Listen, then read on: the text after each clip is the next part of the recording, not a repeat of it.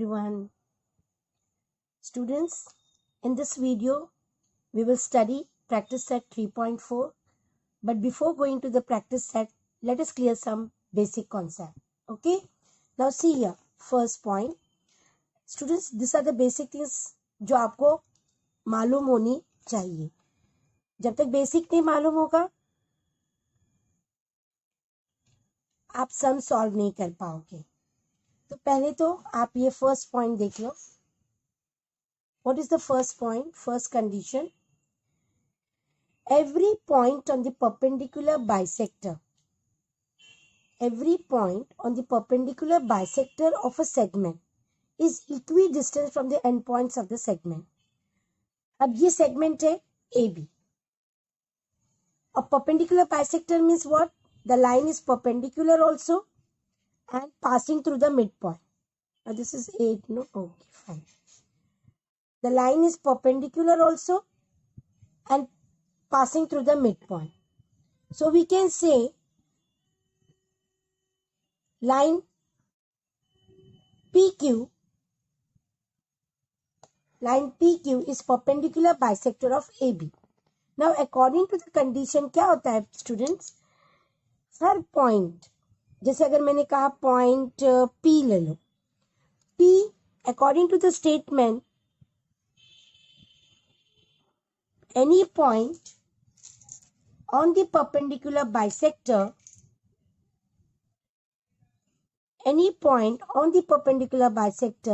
is equidistant from the endpoint. मतलब PA और PB same है. अगर PB 5 है तो PA भी 5 है. अगर हमने कहा यहाँ पे ले लो R, any point यहाँ पे S, T, कोई भी पॉइंट परपेंडिकुलर बाइसेक्टर पे हो तो वो एंड पॉइंट सेगमेंट के एंड पॉइंट से इक्वल होता है. मतलब ये अगर 4 है तो ये भी 4 है, RA और RB. फिर SB, SA, they are equal. जैसे अगर ये 3 है तो ये भी 3 है. लेकिन कंडीशन क्या होनी चाहिए कि ये जो लाइन है ये परपेंडिकुलर बाइसेक्टर होना चाहिए. Is that clear? It should be perpendicular bisector. So any point on the perpendicular bisector, any point, is equidistant from the end point. This is the first condition. Now see the next condition. Every point on the bisector of an angle is equidistant from the side of the angle. अब ये angle है students. This is an angle. Now, if I draw a bisector means which divides the angle into two equal parts. अब ये अगर bisector है, I'm just drawing it roughly. तो according to the statement, this is the bisector. मैं इस तरह आपको show करती हूँ कि this is the bisector. Statement के accordingly क्या है कि कोई भी point bisector पे होगा, जैसे R है, नहीं sorry, A है, B है, C है, D है, कोई भी पॉइंट है तो इनका डिस्टेंस इनके साइड से इक्वल होगा. Now here I am just drawing रफली but this is what is the basic thing. जैसे अगर ये 2.5 है तो ये भी 2.5. Now if I draw here 1, here this both are same. ये दोनों सेम है. अगर ये ड्रॉ करेंगे तो ये दो सेम है. Okay, so what is the condition? That the point should lie on the bisector. Point should लाई, ये जैसे 1 है तो ये भी 1 है, ये अगर 2 है तो ये भी 2 है.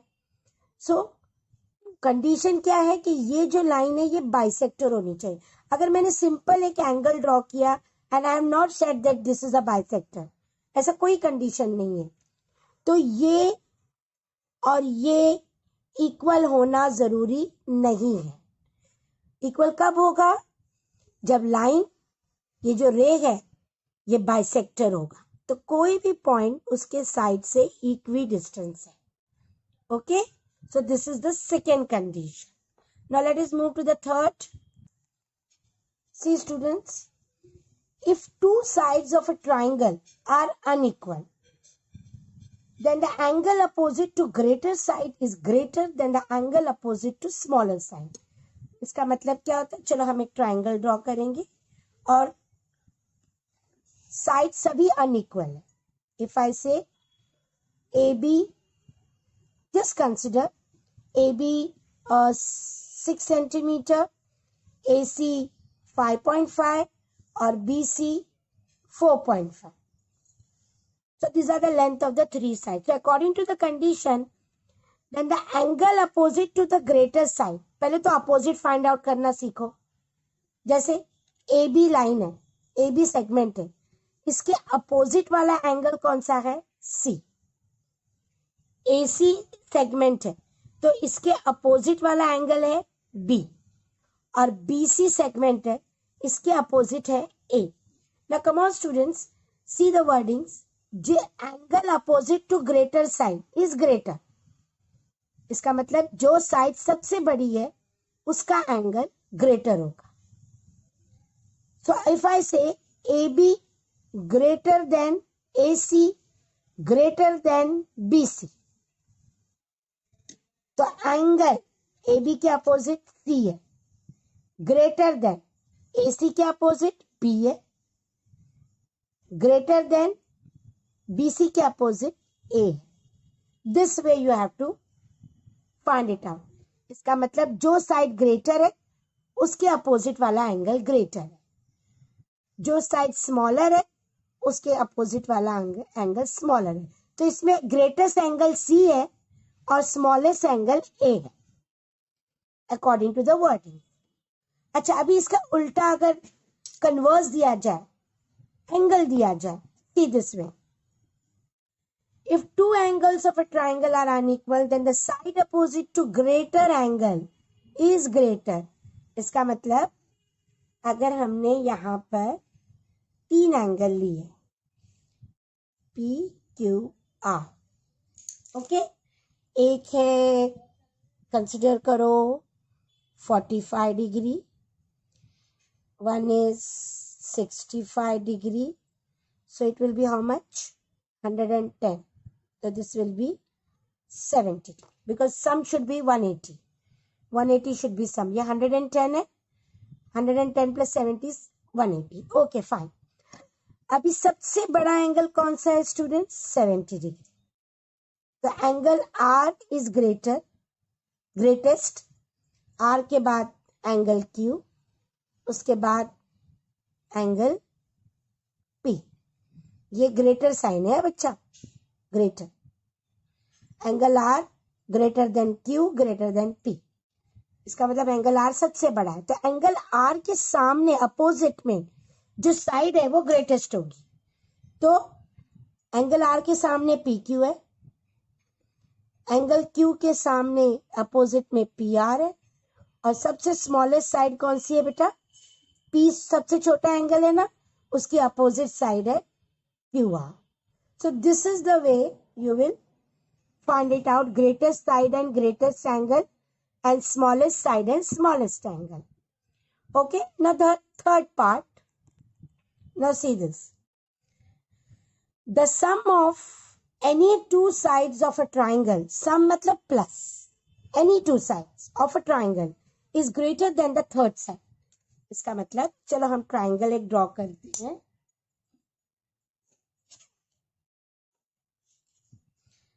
Triangle PQR. According to the wordings, sum of any two sides, sum is plus, so PQ plus PR is greater than the third side. Greater third side है QR. तो ये कंडीशन है for a triangle, for a figure to be a triangle. एक figure triangle कब बनेगा, उसका condition ये है कि कोई भी दो साइड को प्लस करेंगे तो वो थर्ड से ग्रेटर होनी चाहिए. अब जैसे कंसीडर करो 3, 5, 7. Okay, so 3 plus 5, how much? 8 is greater than 7. अच्छा, अभी ये दो side low, PR plus QR. PR plus QR. It should be greater than PQ. अब ये हम लोग प्रूव करेंगे ग्रेटर है या नहीं. 7 + 5 12 ग्रेटर देन 3. अब दूसरी दो साइड कौन सी ले सकते हैं हम? PQ + QR. So PQ + QR should be greater than PR. So 3 + 7, how much? 10, greater than 5. So students, triangle की कोई भी दो साइड प्लस करो should be greater than the third side. कोई भी दो side.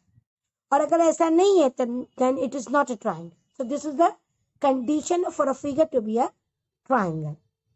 So these all things are basic things which I have cleared, students. Now let us move to practice set 3.4. Now students, see the first sum. Practice set 3.4 का first sum देखो. This is the figure. Point A is on the bisector. अच्छा, अभी ये word आ गया bisector. That means ray YA. I am writing your solution. Ray YA is the bisector of angle XYZ. This is given. Okay. अब bisector बोले तो हमारे दिमाग में क्लिक होता है कि the point, any point on the bisector equidistance from the sides. तो therefore AX is equal to AZ. Reason लिखोगे angle bisector theorem. So if AX is 2 centimeter, therefore AZ is also 2 centimeter. Finish. This is 1 mark question. No need to draw the diagram. सिर्फ reason क्या है कि ये bisector है, तो immediately click होना चाहिए कि कोई भी पॉइंट बाइसेक्टर पर होगा तो वो इक्वी डिस्टेंस होता है साइड से. Okay. Now let us move to the second question. What is second question students? See RST 56 degree. Where is RST? RST यानी ये पूरा 56 है. PT is perpendicular to ST and PR is perpendicular to SR. We have to prove PR is congruent to PT.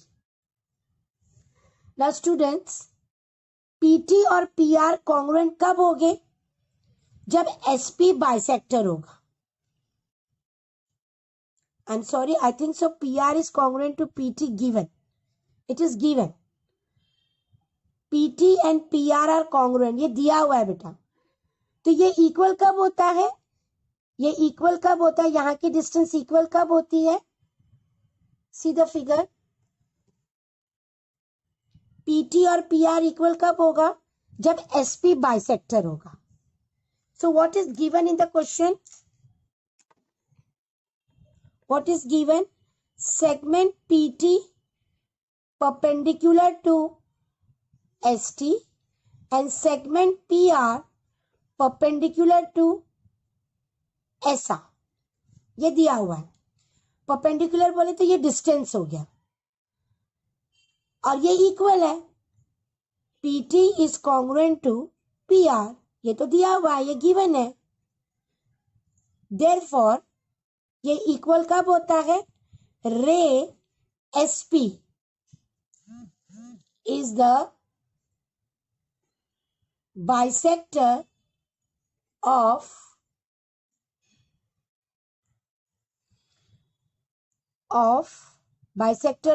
angle TSR. Reason? Angle bisector theorem. तो ये equal है, इसका मतलब ये बाइसेक्टर. ये हमने प्रूव कर दिए. अभी एंगल RST की वैल्यू दी हुई है 56 डिग्री. RST. तो RSP, angle RSP is half of angle RST. Half क्यों है? क्योंकि रीजन लिखो SP is the bisector is equal to half into 56 28 degree is the answer. Okay students, this way you will approach. Distance equal है, इसका मतलब ये bisector है. ये हमने बता दिया ये बाइसेक्टर है, तो अब हम इंडिविजुअल एंगल की वैल्यू बता सकते हैं. Okay, now let us move to the next part. Students, see the next sum. In triangle PQR, QR is 12, PR is 8, PQ is 10. अभी एक हैबिट बना दो, एक रफली एक ट्राइंगल बना दो बच्चा. उसमें आप बस नाम लिख दो और वैल्यू लिख दो साइड की. PR is 8 centimeter, QR is 12 centimeter and PQ is 10 centimeter. They are just telling you to find out greatest and smallest angle. तो अभी क्या रूल है, पहले तो आप बताओगे सॉल्यूशन में सीक्वेंस बताओ. Ascending order, sorry descending order. QR, segment QR greater than, no, first you will write 12 greater than 10 greater than 8. That is segment QR greater than segment PQ greater than segment PR. ये सब given है. This is all given. अब जो side सबसे बड़ी है उसका opposite angle greater हो जाएगा. Angle P greater than angle R. 10 के अपोजिट R है और 8 के अपोजिट Q है. Greater than angle Q. इसका मतलब ग्रेटेस्ट एंगल इज, आपको वही आंसर लिखना है. Greatest angle is angle QPR. ये P है ना, QPR. And smallest angle is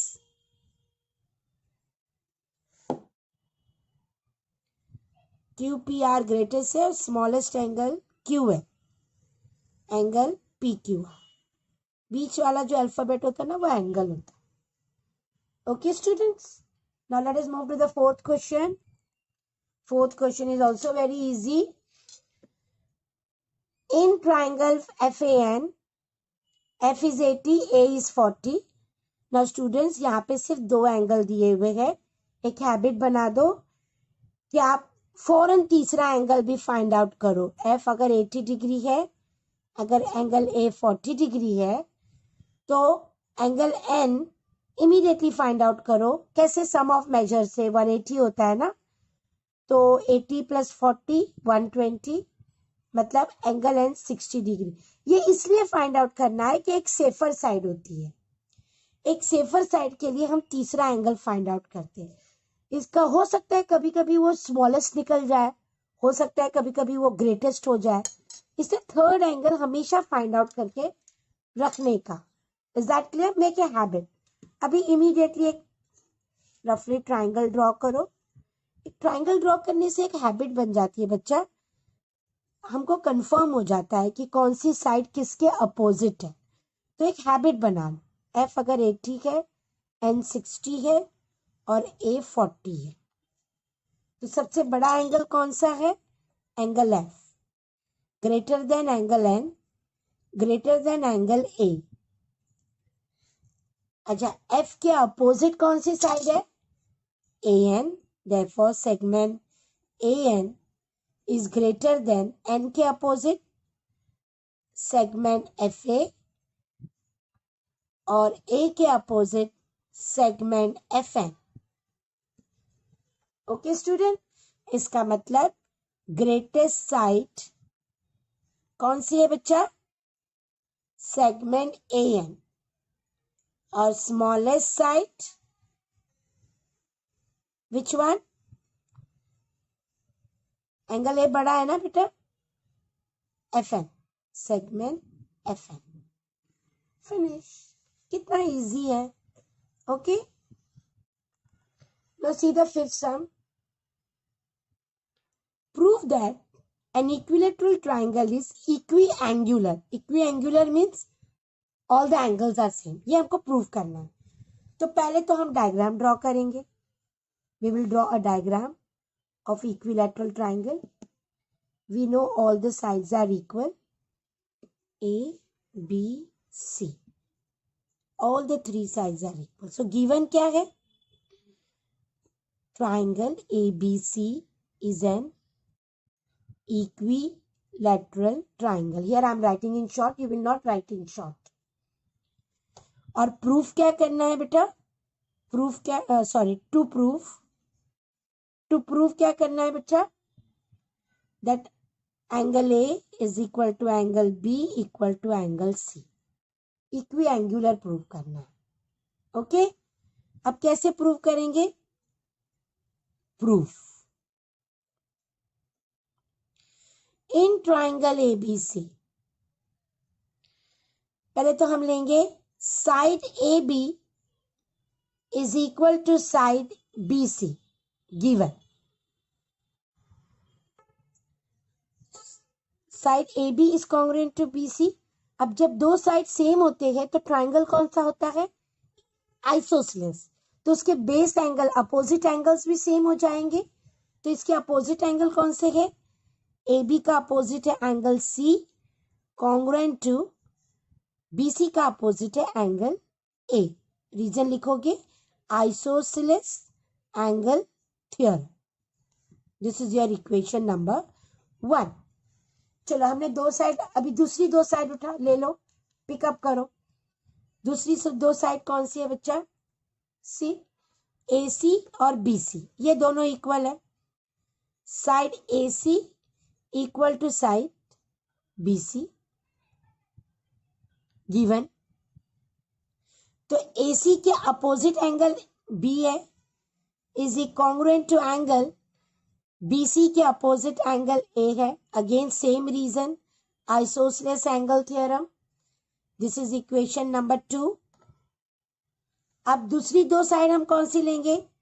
AB और BC हुआ, AC और BC हुआ. अब AB और AC, side AB is equal to side AC.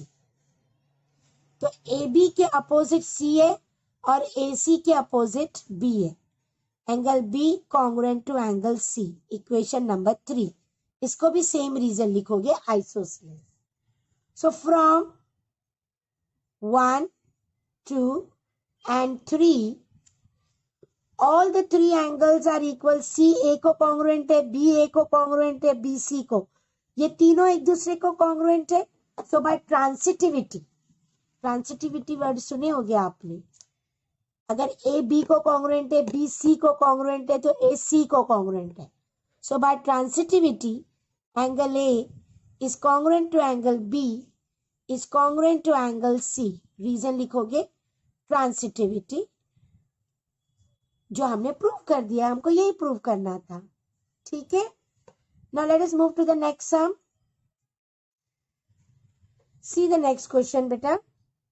Prove that if bisector of angle BAC of triangle ABC is perpendicular to BC, then ABC is an isosceles triangle.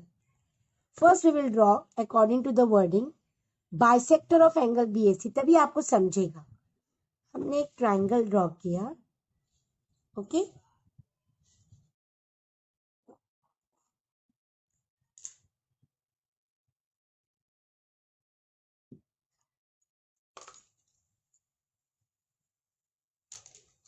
we will draw one triangle.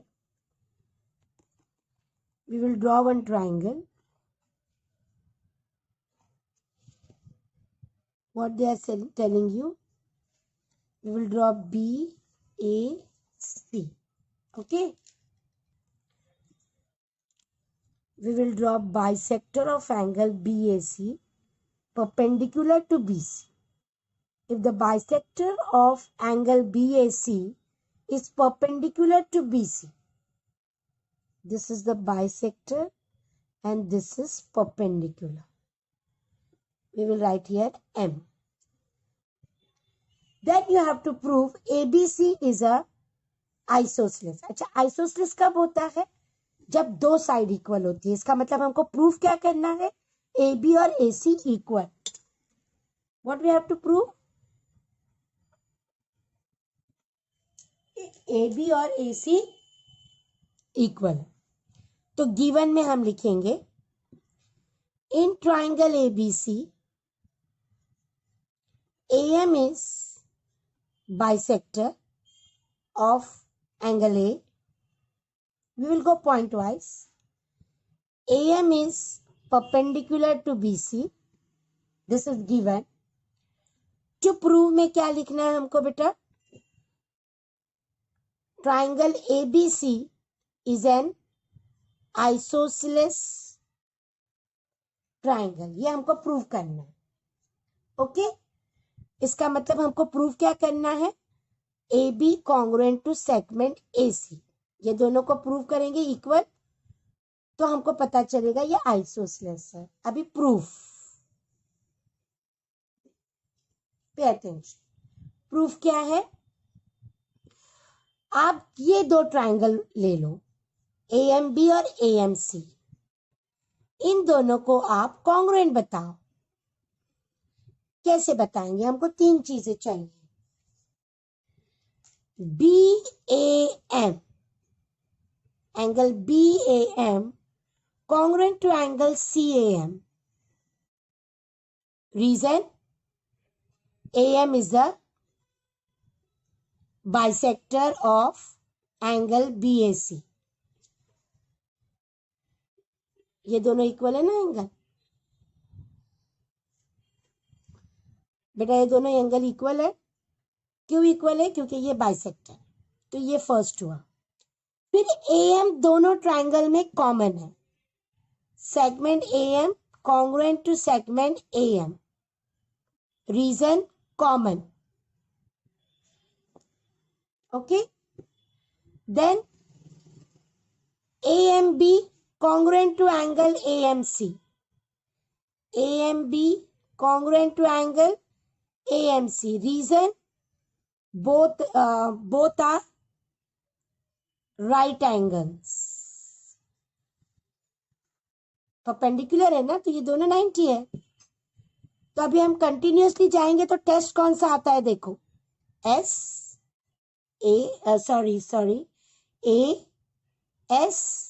A test. ASA. Therefore, triangle AMB congruent to triangle AMC by which test? Students, by which test? ASA test. और जब दो triangle congruent होते हैं तो उसके remaining चीजें भी congruent हो जाती है. तो उसकी रिमेनिंग में हमको अभी किसकी जरूरत है? Segment AB congruent to segment AC. Reason क्या आएगा? CSCT. Finish.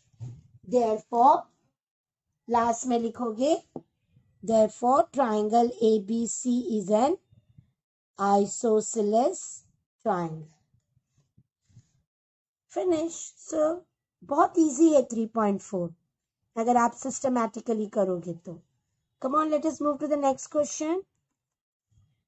See this question. Segment PR, PQ are congruent. Show that PS is greater than PQ. PS greater than PQ. Proof. Given क्या है बेटा? Given में क्या लिखोगे? PQ congruent to PR. और to prove में क्या लिखना है हमको? PS greater than PQ. ये आपको टू प्रूव में लिखना. अब प्रूफ देखो. Now in triangle PQR, PQ is congruent to PR. Therefore, जब दो साइड सेम होती है तो आइसोसेलेस हो जाता है. तो base angle Q means PQR हम लिखेंगे, is equal to angle PRQ. Let this be X. इसका रीजन लिखोगे आइसोसेलेस. चलो हमने इसको X लिया. Okay, this both are X. Now students, PRS. अब ट्राइंगल PRS देखो. दिस यहां पर आप इक्वेशन नंबर 1 डालो। अभी ये ट्राइंगल देखो बेटा, पीआरएस में एक्सटीरियर एंगल कौन सा है? PRQ. Angle PRQ is an exterior angle. और याद रखना, एक्सटीरियर एंगल हमेशा रिमोट इंटीरियर से बड़ा होता है। तो angle PRQ is greater than angle PSR, ये वाले एंगल से बड़ा है। चलो इसको हम Y ले लेते हैं। That means X is greater then Y।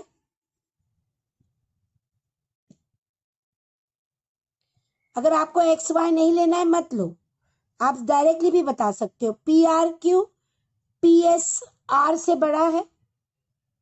क्यों बड़ा है? क्योंकि वो एक्सटीरियर है। सो फ्रॉम 1 and 2 अगर PRQ देखो यहां पर, ओके चलो हम ये X और Y का हटा देते हैं। अगर PRQ PSR से बड़ा है तो PQR भी PSR से बड़ा होगा, क्योंकि ये दोनों तो सेम है। सो from 1 and 2 angle PQR is greater than PSR.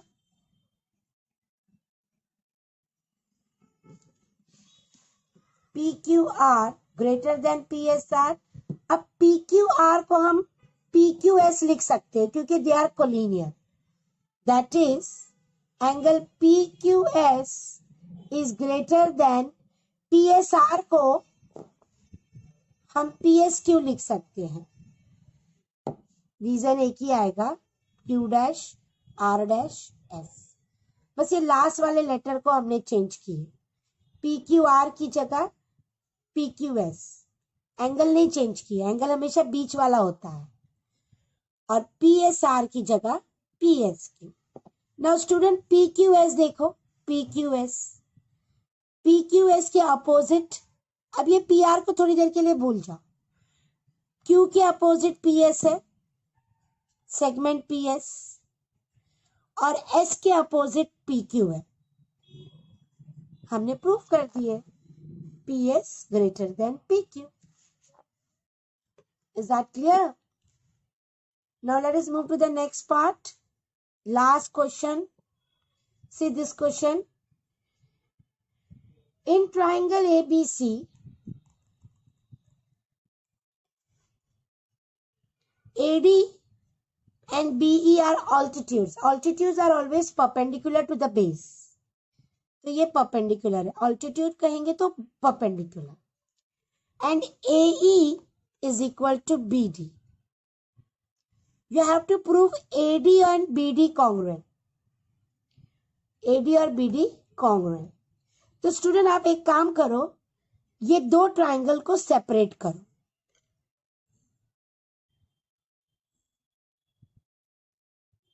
BEA ये परपेंडिकुलर है और ADB ये perpendicular.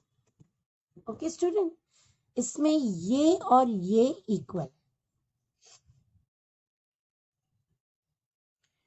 Now if you will see both the triangle, आप इधर लिखोगे ट्राइंगल AEB और ट्राइंगल ADB। ये दो ट्राइंगल को आपको कॉन्ग्रुएंट बताना है। बहुत इजी है। ये राइट एंगल ट्राइंगल है तो इमीडिएटली हाइपोटेन्यूज साइड थ्योरम दिमाग में आता है।